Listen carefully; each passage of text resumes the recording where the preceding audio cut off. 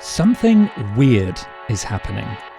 There's a view forming that the greatest emitter of greenhouse gases has peaked in its production of those planet-warming emissions, and that the next step is for them to reverse year after year. You know who we're talking about. They're also the world leader in the development of green technologies. What China has been doing in terms of renewables is something no one has really done. It's at the heart of the problem of climate change, contributing so much to the emissions over the last 2 decades, but it is also at the heart of the solutions. If China really has hit peak emissions, its journey to carbon neutrality could be underway. Unless, that is, a cold economic force is building just up ahead.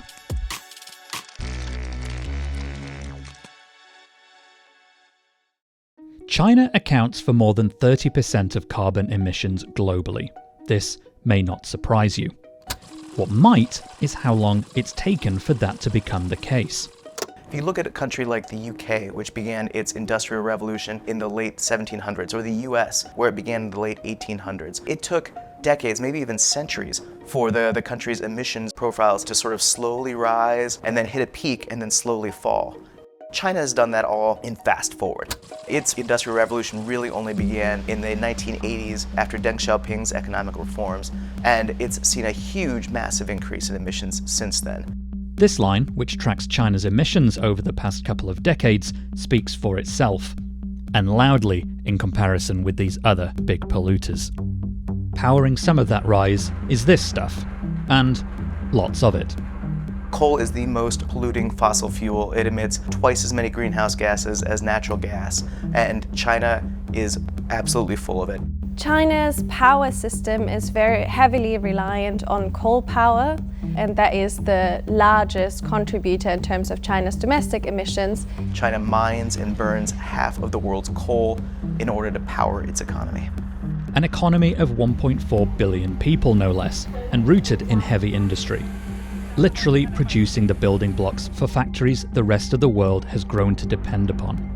Anytime a country imports something from China, it's in essence exporting its own pollution to China that it would have emitted at home otherwise. But growing international prominence inspired a rethink within Beijing's halls of power. The turn of the Olympics was when China really started thinking about things like electric vehicles and clean energy, because they wanted the skies to start to clear up. And at the same time, they realized that there was a huge economic opportunity here. Chinese companies were several decades behind Western companies in a lot of technology, but if they could leapfrog them by skipping over internal combustion engines and going straight to batteries, building gas turbines and going straight to solar panels, then they could get out from being this low-end manufacturing and advance straight to high-end manufacturing. Then came a new phase of power. Under his leadership in 2014 and 2015, China decided to set a goal of peaking its emissions before 2030. According to some estimates, it's this target that might already have been reached well ahead of President Xi's schedule. And he still has his other, bigger goal. 努力争取2060年前实现碳中和. That would be a big deal, and not only for China. The world would be in a better position to slow global warming, a key focus of November's COP29 summit in Azerbaijan. It could also help offset the impact of nations less interested in reducing emissions. And we will frack, and drill, baby, drill. Donald Trump has already signalled his intention to withdraw from the Paris Agreement, just as he did in his first term. With China's already vast lead in terms of renewable energy investments, it's the US that could soon find itself under more scrutiny when it comes to emissions. Over the last 2 decades, the Chinese government has set out a range of policies that set the direction for China to become a leader in certain green technologies. That's meant investing money into research and development. In 2023, the amount China pumped into energy transition technologies eclipsed other nations. And if you look at the total amount of renewable energy China now generates, it's more than double that of the US. Massive facilities like this solar thermal plant in northwest China are products of the country's R&D spending. But so are more consumer-focused technologies, like these, referred to as the New Three.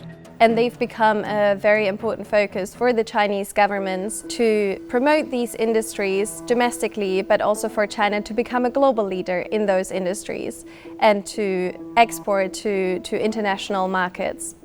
China produces 80% of global solar panels.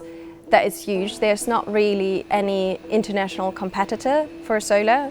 Green technologies became the top driver of economic growth last year in 2023 and accounted for roughly 40% of GDP growth. Their companies are building the biggest wind turbines in the world. Their batteries have the longest range of any batteries in electric vehicles out there.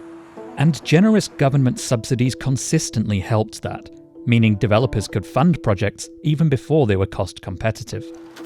And those subsidies were offered year after year, at great cost to China, because officials knew taking them away could hurt the market and those companies might fail. This is what happened in the US.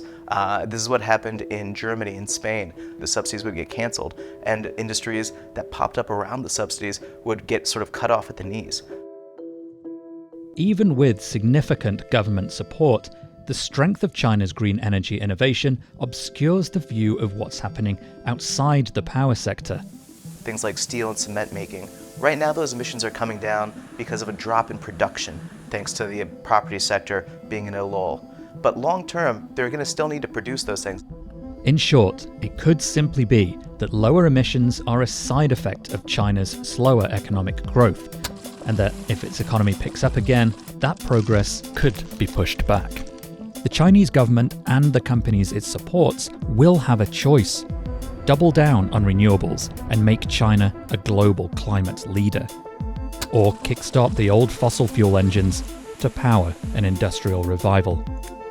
But if emissions really have peaked, once you get beyond where we are now, into really cutting into emissions, going into industries like steel and cement that are difficult to decarbonize, into investing in the grid in a way that you can really start to cut coal power out more heavily, those are going to take a lot more political willpower. It's going to take difficult choices that are going to cost people jobs and perhaps cost important companies a lot of money. And that's the real question now. Does China have the political willpower to back up what's been so far a happy accident?